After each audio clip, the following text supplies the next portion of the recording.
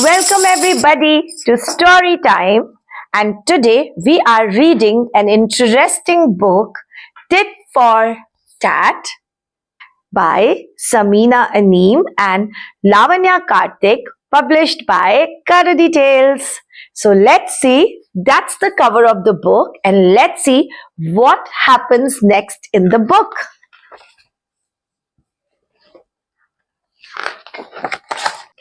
It was the first day of summer.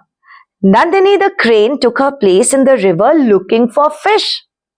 Many hours passed. Her feet were getting cold and she was hungry. But no fish seemed to be coming her way. Do you see? So Nandini is here and all of them are here.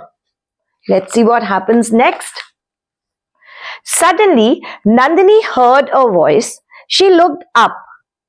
It was Hira the fox, wearing a wicked smile. "What brings you here, Hira?" asked Nandini. So you see Hira here? Hira replied, "I see you have had no luck catching fish today. Why don't you join me for lunch?" Nandini was taken aback and looked at him suspiciously. Hira was always playing silly tricks on all the birds and animals in the forest. Could this be one of his pranks? So imagine in your school, if you there's somebody who is always playing pranks for with people, and that person comes and asks you to share his or her lunch. What are you going to do? Let's see what Nandini did here. "Come on, Nandini," said Hira when he noticed her hesitation. "it's a sincere invitation. Come home. Please come to my burrow and I will make a really nice stew for us."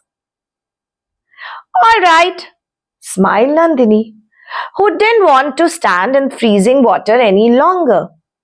"I have not caught any fish anyways." Nandini went to Hira's burrow, feeling excited at the thought of the fresh, hot stew. Her stomach growled in hunger. "Come in," said Hira cheerfully. "Get ready to taste my special stew." See how the aroma of the stew is going to Nandini here, and Hira is here. Yeah. So Nandini was really hungry और उसको तो बस stew पीना था. Nandini leaned over eagerly. She gasped when she saw that Hira had placed two flat round bowls on the floor and filled them with stew. Do you see the bowls that Hira used to serve the stew to Nandini? With her long beak, she could not possibly drink from a shallow bowl like that. See how Nandini is struggling to drink her soup, her stew. Hira, meanwhile, lapped up the stew with his snout. He laughed when he saw Nandini's confused face. "What's the matter, Nandini? Why don't you try the stew?" he teased. Then he continued, "If you are going to reject my hospitality, I have no choice but to eat your share too."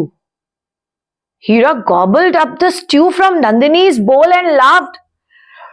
"Sorry, Nandini. I simply could not resist the prank. Your long beak is so silly." Feeling humiliated and angry, Nandini left Hira's house and went to bed on an empty stomach. It was the first day of summer. Nandini the crane took her place in the river looking for fish. Many hours passed. Her feet were getting cold and she was hungry. But no fish seemed to be coming her way. Do you see? So Nandini is here and all of them are here. Let's see what happens next. Suddenly, Nandini heard a voice. She looked up. It was Hira the fox, wearing a wicked smile. What brings you here, Hira? Asked Nandini. So you see Hira here? Hira replied, I see you have had no luck catching fish today. Why don't you join me for lunch? Nandini was taken aback and looked at him suspiciously. Hira was always playing silly tricks on all the birds and animals in the forest. Could this be one of his pranks? So imagine in your school, if you there's somebody who is always playing pranks for with people, and that person comes and asks you to share his or her lunch. What are you going to do? Let's see what Nandini did here. Come on, Nandini, Said Hira when he noticed her hesitation. it's a sincere invitation. Come home. Please come to my burrow and I will make a really nice stew for us. All right, smiled Nandini, who didn't want to stand in freezing water any longer. I have not caught any fish anyways. Nandini went to Hira's burrow, feeling excited at the thought of the fresh, hot stew. Her stomach growled in hunger. Mmm. Come in, Said Hira cheerfully. get ready to taste my special stew. See how the aroma of the stew is going to Nandini here and Hira is here. Yeah. So Nandini was really hungry और उसको तो बस stew पीना था. Nandini leaned over eagerly. She gasped when she saw that Hira had placed two flat round bowls on the floor and filled them with stew. Do you see the bowls that Hira used to serve the stew to Nandini? With her long beak, she could not possibly drink from a shallow bowl like that. See how Nandini is struggling to drink her soup, her stew. Hira, meanwhile, lapped up the stew with his snout. He laughed when he saw Nandini's confused face. What's the matter, Nandini? Why don't you try the stew? He teased.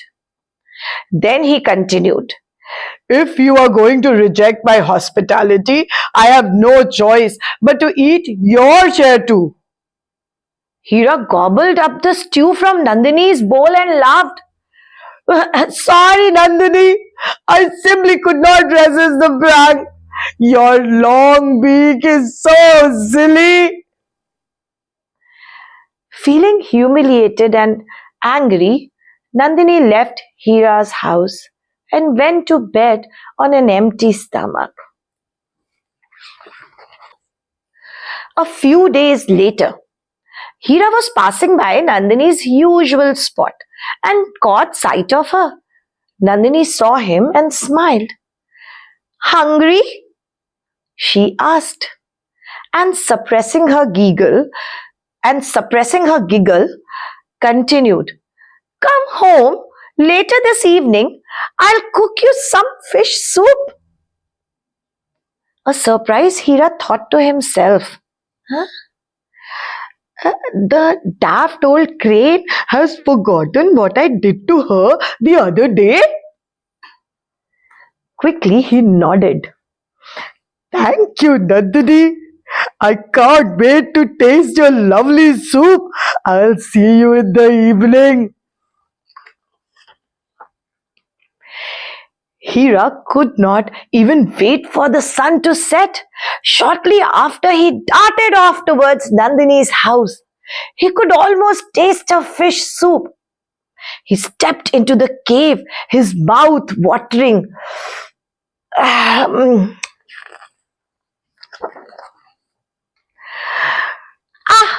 there you are, Hira, Nandini called out. Are you ready for the best meal of your life? Hira, anyways, was ready. Yeah. Hira let out a squeal of delight. Do you see how he is drooling? Look at his tongue. And he just wants to get that fish stew. He looked around to see where the lovely smell of fish was coming from.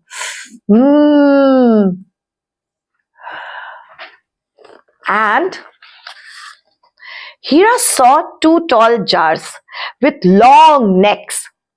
Nandini had poured the soup into these jars, and the liquid was right at the bottom. Hira knew he could not reach the soup. With his broad snout, he watched as Nandini gracefully inserted her long beak into the jar and drank her soup. Look at Hira with that tall jar. Do you see how he is struggling? And look at his face and eyes. And look at Nandini. She's busy drinking her fish stew, her fish soup. What's the matter, Hira? Nandini asked cheekily. Why don't you try the stew? If you are going to reject my hospitality, I have no choice but to eat your share too. Hira just stared at her with his mouth open. For the first time, the cunning fox had been outfoxed by an old crane. As Nandini guzzled up the soup from the second jar, laughing the whole time, he smiled shamefacedly and trotted away, hoping to find a nice dinner somewhere else.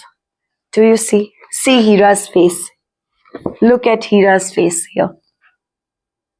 Yes? And that's how, you see, the story and the book is so true for the title Tit for Tat. Thank you.